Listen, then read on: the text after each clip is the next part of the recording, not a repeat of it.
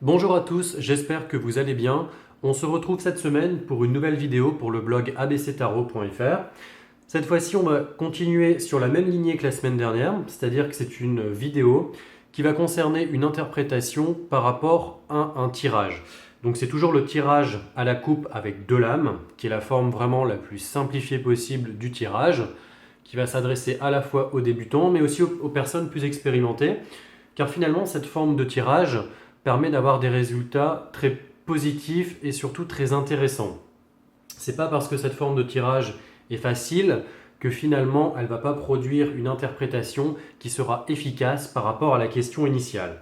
Donc on va rester dans cette optique, on va s'attacher à une question, en l'occurrence de Frédéric, qui est un lecteur du blog, et qui avait justement une question concernant le domaine amoureux. Il a reçu tout simplement, on va dire, une déclaration de la part d'une amie à lui, et il voulait savoir si cette déclaration était sincère, si vraiment il y avait des sentiments derrière cette déclaration. Et de ce fait, on va voir ensemble le tirage et l'interprétation ensemble pour voir un petit peu la réponse qu'on peut avoir avec le tirage à la coupe. Donc, dans un premier temps, on va prendre les mêmes bases que la semaine dernière, c'est-à-dire qu'on va prendre les 22 arcades majeures de notre jeu de tarot de Marseille. Jusque-là, vraiment aucune surprise. Les arcades mineures, on va les mettre de côté. On va se concentrer sur la question initiale de Frédéric, qui veut savoir si finalement la déclaration qu'il a reçue, donc une déclaration amoureuse, ça va être quelque chose de vrai, avec de véritables sentiments, ou bien est-ce qu'il faut au contraire mettre le haut là, pas trop s'emballer, et voir un petit peu quel est le ressenti de cette personne. Donc pour ça, je vais me concentrer sur la question donc, de Frédéric, et je vais brasser les cartes en même temps. Donc je me concentre et je brasse les cartes, voilà. Je vais couper mon jeu de cartes en deux, et je vais étaler les 22 arcanes majeures devant moi, toujours face cachée. Donc pour cette forme de tirage, on va tirer uniquement deux cartes de manière totalement aléatoire, donc celle-ci et celle-ci. On va mettre de côté les autres cartes, on ne va pas s'en servir. On va mettre les deux cartes, les deux lames que l'on a tirées comme ça, juste en face. J'espère que vous les voyez bien, voilà. Et on va faire une interprétation par couple, c'est-à-dire qu'on va interpréter cette carte-là en même temps que celle-ci. C'est comme ça que je procède pour cette forme de tirage, puisqu'on obtient finalement des bons résultats. Donc on va rester comme ça sur la même façon.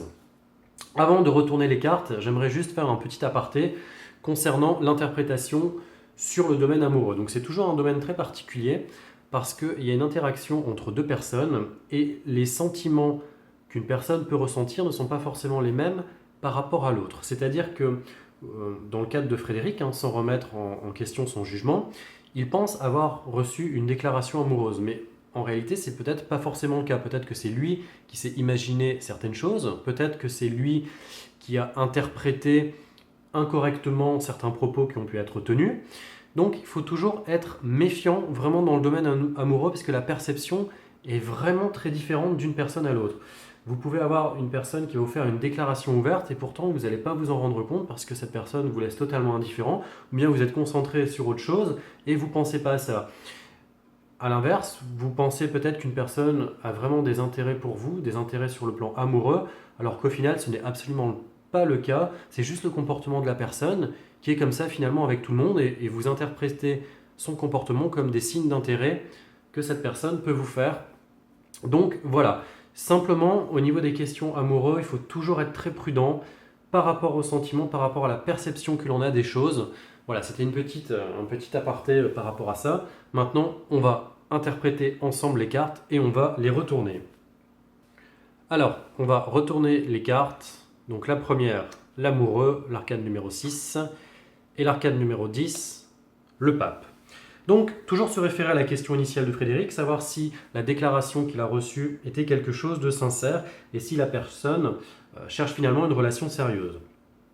Par rapport à la question, par rapport aux cartes qui sont devant moi, pour moi ça définit une relation sérieuse. Ça peut être un début de relation, puisque finalement son amie, sa partenaire, veut créer quelque chose, elle veut partir sur une base solide, sur une base sérieuse.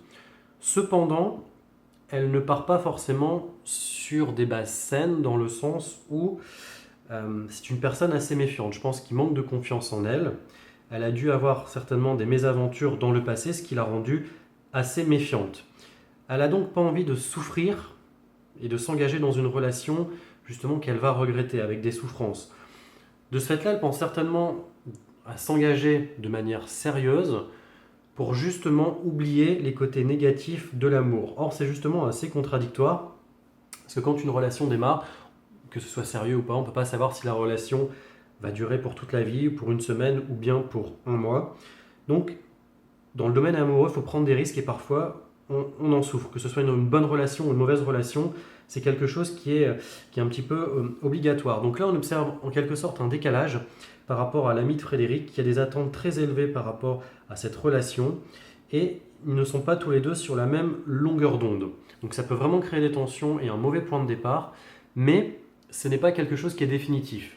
Ça peut être également une évolution, c'est-à-dire que si Frédéric entame une conversation et communique clairement avec son ami en lui exposant tout simplement les faits, ils peuvent réussir à s'entendre. Par contre, je conseillerais à Frédéric donc d'entamer un dialogue mais sans brusquer les choses, de ne pas trop insister.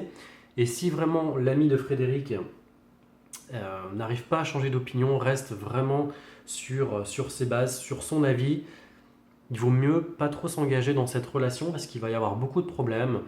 Il va y avoir vraiment des tensions pour un oui, pour un non, parce que tout simplement, dès le départ, les deux personnes ne sont pas sur la même longueur d'onde. C'est vraiment quelque chose de très important. Et finalement, si vous vous imaginez une relation sérieuse alors que vous avez des avis totalement opposés sur tout, que rien ne vous rapproche, que ce soit sur les activités, que ce soit sur les échanges et que vous n'arrivez pas à communiquer, finalement la relation va être vouée à l'échec dès le départ. Je ne vais pas faire de la psychologie non plus, c'est pas le but, même si l'aspect psychologique est toujours important quand on pratique le tarot, parce qu'il y a quand même une part d'interprétation au niveau des gestes, au niveau des paroles.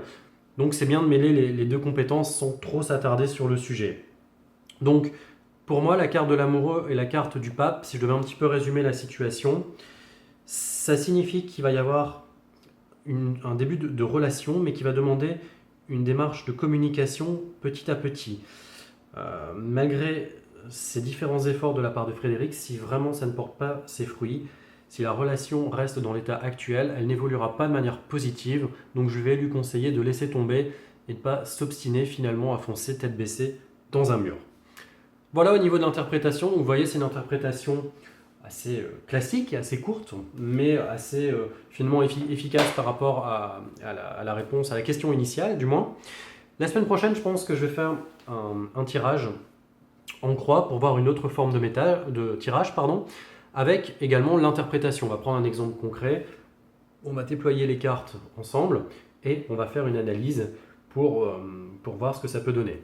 Donc ça c'est le programme pour la semaine prochaine. J'espère en tout cas que vous avez apprécié cette vidéo. N'hésitez pas à vous abonner à la chaîne, à faire un petit tour sur le blog. Vous êtes de plus en plus nombreux à suivre la chaîne, donc ça fait vraiment plaisir.